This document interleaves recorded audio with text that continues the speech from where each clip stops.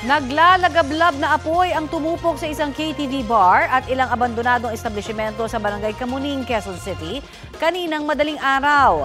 Damay sa sunog ang ikalawang palapag ng isang bahay na nasa likurang bahagi ng commercial establishments. Wala namang nasaktan sa insidente. Kwento ng ilang naapektuhan, bago ang sunog, nakita nilang may pumutok sa isang poste. Patuloy ang investigasyon ng mga otoridad. Kabilang sa mga inaalam ang halaga ng ari-ariang nasunog. Sa Quezon City pa rin, 200 pamilya ang nasunugan din po sa Barangay Culiac. Pati ang isang pinaglalamayan sa lugar, inilikas. Balitang hatid ni EJ Gomez. Naglalagablab na apoy ang gumulat sa mga residente ng Barangay Culiac sa Quezon City pasado alas 7 kagabi.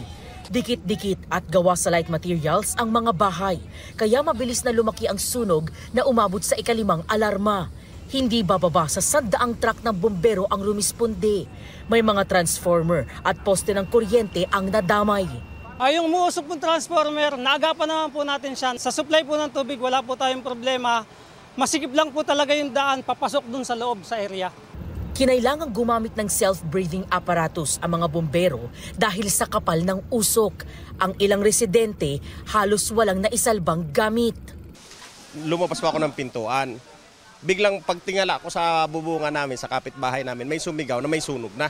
Hindi ho talaga kinaya kasi biglang bumulwak yung apoy. Kaya wala akong naisalba na gamit kahit isa.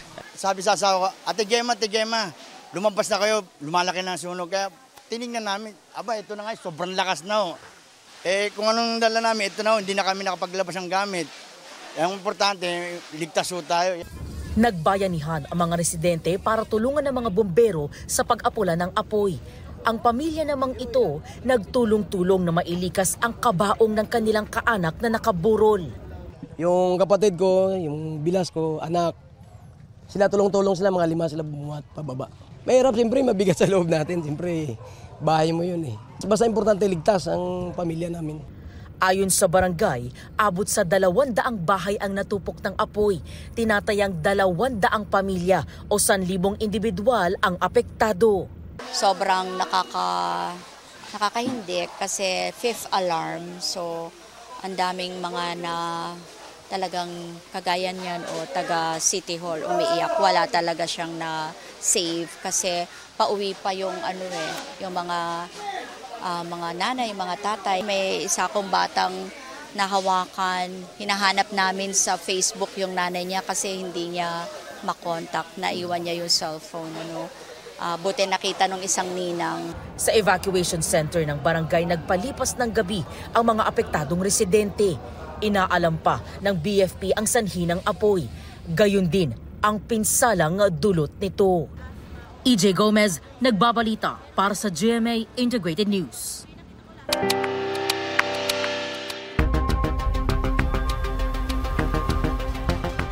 Mainit na balita, naglabas na ng subpoena ang Department of Justice kaugnay sa kaso ng mga nawawalang sabongero. Detalye tayo sa ulat on the spot ni Salima Refran. Sam?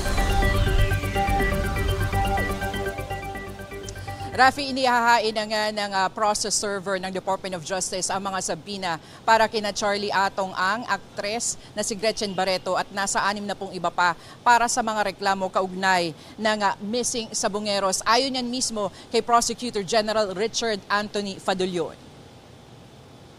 Para ito sa preliminary investigation sa mga reklamong multiple murder, kidnapping with serious illegal detention, enforced disappearance, paglabag sa Anti-Graft and Corrupt Practices Act, direct bribery, corruption of public officials, obstruction of justice, at paglabag sa international humanitarian law. Sinimula ng pagsisilbi ng sabpinas kagabi at nagpapatuloy ito ngayong araw. Kasama rin sa pinasabpina si dating NCRPO Chief Jonel Estomo at 18 pulis. Nakatakda ang unang pagdinig sa susunod na linggo, September 16. Kinukuha pa ng GMA Integrated News ang panig nina Ang, Barreto at Estomo pero nauna na nilang itinanggi ang kaugnayan sa pagkawala ng mga sabongero. Yan muna ang latest mula nga dito sa Department of Justice sa Maynila. Rafi. Maraming salamat, Salima Refran. Ito ang GMA Regional TV News. May init na balita mula sa Visayas at Mindanao, hatid ng GMA Regional TV. Patay sa disgrasya ang isang motorcycle rider sa Lapu-Lapu, Cebu. Cecil, paano nangyari yung disgrasya?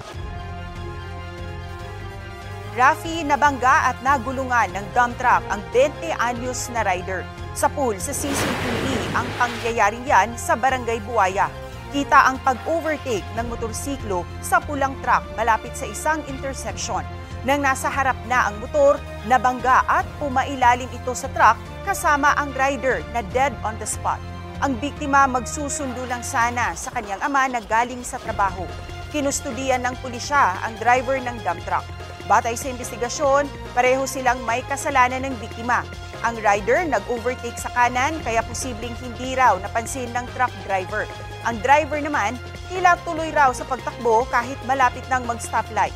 Nagkaareglo na ang parehong panig. Hindi na raw sasampahan ng reklamo ang driver sa pangakong sasagutin niya ang pagpapalibing. 27 biktima ng human trafficking ang sinagip ng mga otoridad sa Bungaw, Tawi-Tawi. Ayon sa Ministry of Social Services and Development BARM, galing sa Luzon ang mga biktima na nirecruit para magtrabaho sa Thailand at Malaysia gamit ang mga peking dokumento. Arestado ang 3 nag-recruit sa kanila. Binigyan na ng mga otoridad ng tulong ang mga biktima.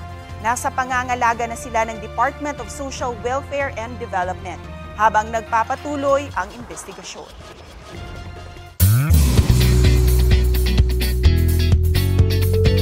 Wednesday latest mga mare at pare. Bago pa ang highly anticipated movie nila na Love You So Bad, overwhelming na ang hatid na kilig ng Dust Bia sa isang music video.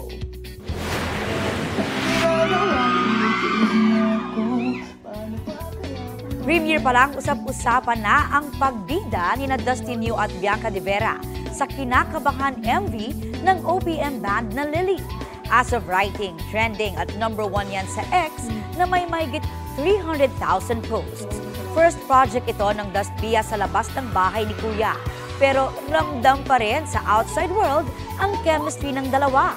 Enjoy sa panonood ng MV premiere, sina Dustin at Bianca kasama ang kanilang fans. Bago yan, galing naman ang duo sa acting workshop para sa upcoming movie nilang Love You So Bad, kung saan makakasama nila si Will Ashley.